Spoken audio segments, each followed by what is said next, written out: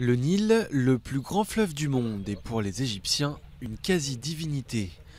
Alors que l'économie égyptienne souffre depuis 3 ans de la crise politique, le Nil est devenu encore plus indispensable.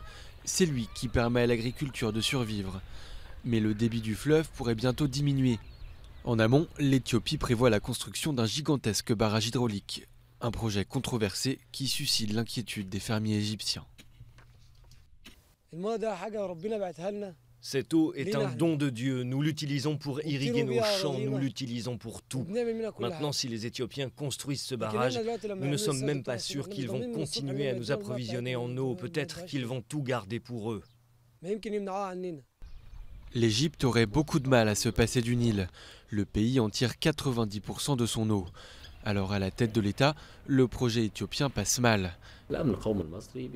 La sécurité nationale de l'Égypte dépend de cette eau. Cela fait des milliers d'années que c'est le cas, et la quantité d'eau qui nous parvient du fleuve n'est déjà pas suffisante. Notre civilisation a été construite sur ce fleuve. Nous ne lâcherons pas un seul mètre cube d'eau. Là, on franchit la ligne rouge, on veut bien négocier sur beaucoup d'autres sujets, mais pas sur ça.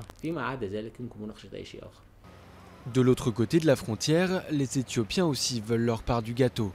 Avec une population encore plus importante qu'en Égypte, ils veulent faire du Nil un outil de croissance. Le projet de barrage s'appelle la Grande Renaissance. La mise en route, prévue pour 2016, devrait permettre au pays d'entrer dans une nouvelle ère énergétique. Pour rassurer leurs voisins, les autorités éthiopiennes assurent que les infrastructures n'affecteront pas l'accès à l'eau côté égyptien. Mais dans la campagne Kérot, les fermiers ne croient pas à ces promesses. Ils s'inquiètent déjà pour l'avenir. Peut-être qu'aujourd'hui c'est un homme honnête qui est à la tête de leur gouvernement, mais Dieu seul sait qui viendra ensuite. Ils vont mettre la main sur l'Égypte et ce sera notre fin. Si l'approvisionnement en eau venait à diminuer, des milliers de paysans égyptiens devraient se tourner vers les nappes phréatiques pour irriguer leurs terres. Des ressources d'eau moins riches en minéraux que l'eau limeneuse du Nil, mais surtout beaucoup plus limitées.